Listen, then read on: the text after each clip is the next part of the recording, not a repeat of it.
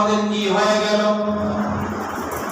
এমন সময় সমস্ত মানুষগুলো একত্রিত হইয়া আমাদের আদি পিতা হযরতে আদম আলাইহিস সালামের দরবারে যাবে, গিয়া বলবেন, আপনি হলেন আমাদের আদি পিতা, আপনি হলেন এই পৃথিবীর সর্বপ্রথম মানুষ, আপনি হলেন এই পৃথিবীর প্রথম মানব।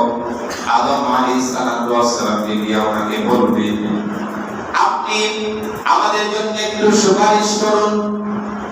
আমরা আজকে এই কিয়ামতের ময়দানে বিশাল বিপদের মধ্যে পড়ে গেছি, আপনি আল্লাহর দরবারে সুপারিশ করুন। আদম আলাইহিস সালাম বলবে, লাস্তু লাহা, আমার পক্ষে সম্ভব না, আমি আল্লাহর দরবারে তোমাদের জন্য সুপারিশ করতে আমি পারবো না। আল্লাহু আকবার বলেন। আদম নবী সুপারিশ করবেন না, বলবেন তোমরা চলে যাও ইব্রাহিম খলিলুল্লাহর কাছে। আল্লাহু আকবার বলেন। সমস্ত মানুষগুলো আসলে ময়দানে ইব্রাহিম খলিলুল্লাহর কাছে গিয়ে বলবে, ও ইব্রাহিম আলাইহিস সালাম, আপনি হলেন মুসলমানদের জাতির পিতা। মুসলমানদের জাতির পিতা কে বলেন? আল্লাহ বলেন, মিল্লাতা আবিকুম ইব্রাহিম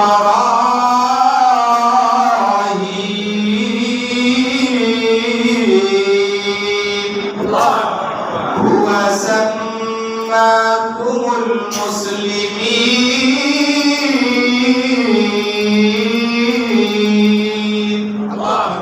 মুসলমানদের জাতির পিতা হলেন ইব্রাহিম আলাইহিস সালাম।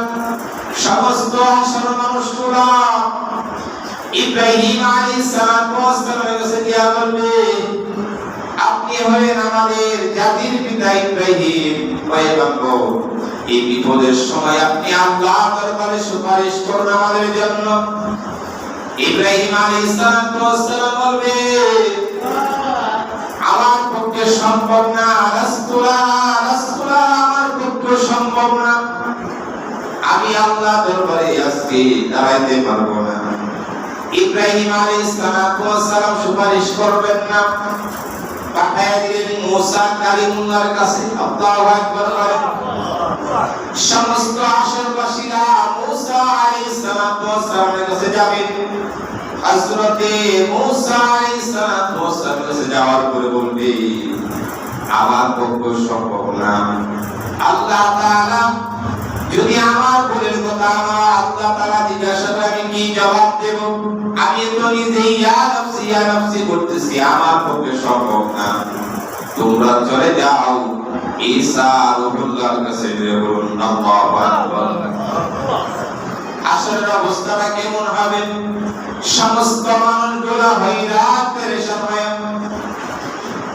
ঈসা আলাইহিস সালামের কাছে যা বলবে, পয়গম্বর ঈসা নবী, আপনাকে আল্লাহ তাআলা মুজিজা দিয়েছিলেন, আপনি জিন্দা মানুষকে, মুর্দা মানুষকে জিন্দা করতেন, আপনি আমাদের জন্য আজকে বিপদের সময় একটু সুপারিশ করুন, আমরা হয়রান পেরেশান হয়ে গেছি, আমাদের জন্য একটু সুপারিশ করুন। ঈসা আলাইহিস সালাম বলবে, আমি তো আমার ভুলের জন্য ইয়া নাফসি বলে কাঁদতেছি, আমি আর পক্ষে সম্ভব না, রাসূলুল্লাহ, আমি আল্লাহ দরবারে সুপারিশ করতে পারবো না, কিন্তু আমি তোমাদেরকে একটা পরামর্শ দিতে চাই। আল্লাহু আকবার। ঈসা আলাইহিস সালাম একটা পরামর্শ দিলেন। কি পরামর্শ? ঈসা আলাইহিস সালাম বলবে, তোমরা আদম নবীর কাছে গেছো, আদম নবী সুপারিশ করতে পারে নাই, তোমরা ইব্রাহিম নবীর কাছে গেছো, ইব্রাহিম নবী সুপারিশ করতে পারে নাই, তোমরা মুসা নবীর কাছে গেছো, মুসা নবী সুপারিশ করতে পারে নাই, আমার কাছে আসছো, আমিও সুপারিশ করতে পারবো না, কিন্তু আমি তোমাদেরকে একটা পরামর্শ দেই, তোমরা চলে যাও আখিরি জামানার নবী মুহাম্মদুর রাসূলুল্লাহ সাল্লাল্লাহু আলাইহি ওয়াসাল্লামের কাছে, বলুন আল্লাহু আকবার। হাসরবাসীরা পেরেশান হয়ে দৌড়াইয়া আমার নবীর দরবারে গিয়ে হাজির হবে।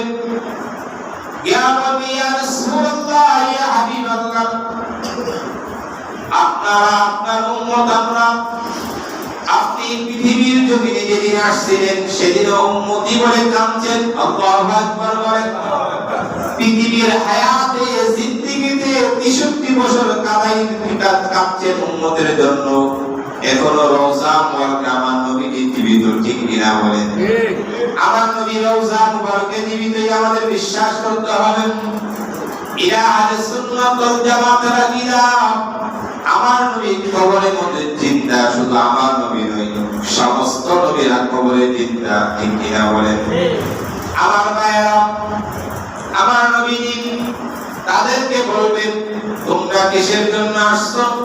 বলে ইয়া রাসূলুল্লাহ ইয়া হাবিবাল্লাহ, আজকে এই কঠিন বিপদের সময় আপনার কাছে আসছি, আপনি আমাদের জন্য একটু সুপারিশ করুন। আল্লাহু আকবার বলেন। আমার নবী ডাক দিয়ে বলবে ও উম্মতেরা, আমি তো সেইটাই চাচ্ছি। আল্লাহু আকবার বলেন।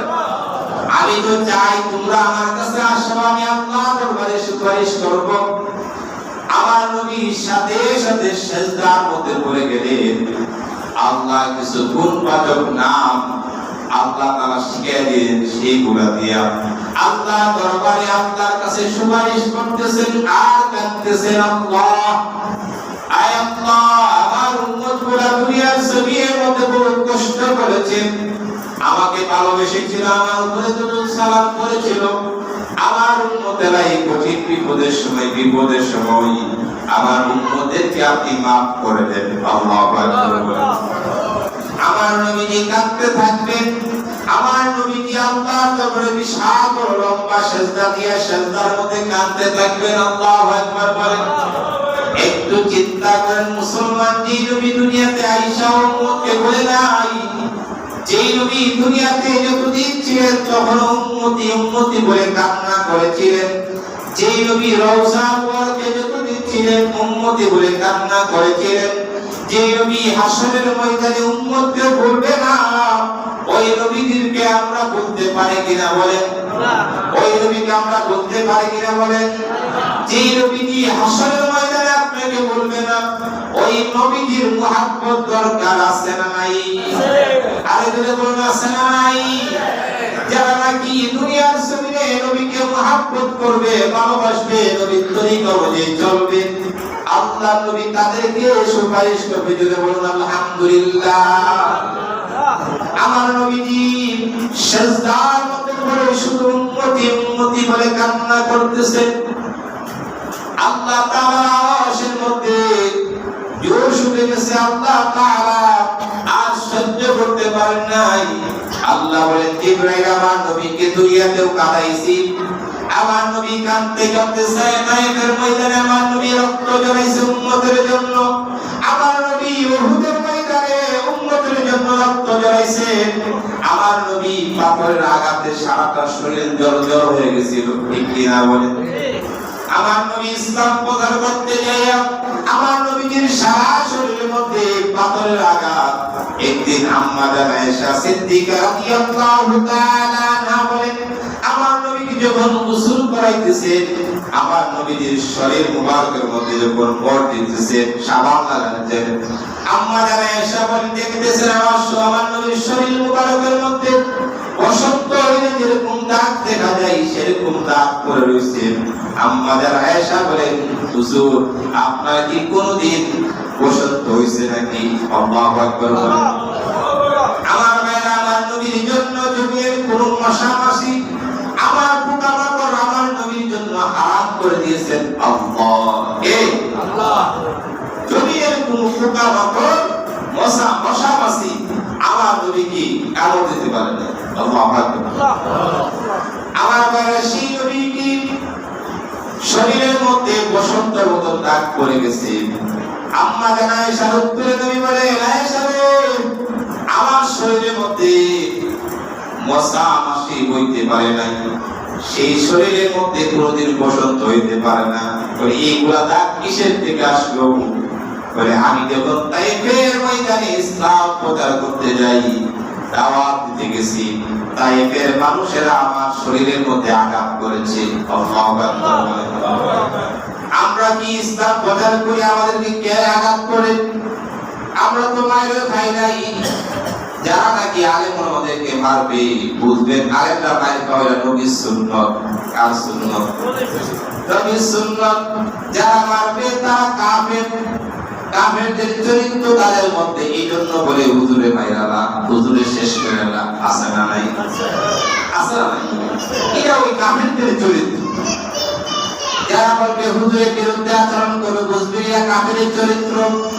যারা আলেমদের বিদ্বেষী হবে, বুঝবে এরা কাফেরের চরিত্র। কাফেররা আমার নবীকে আঘাত করেছিল, ঠিক কিনা বলে? মুসলমান এত সুদারা জান্নাত যাওয়া। আম্মা জানায় সামনে হুজুর এই বসন্ত রাতগুলা কিসের থেকে আসলো? তাইফের মানুষেরা আমার নবী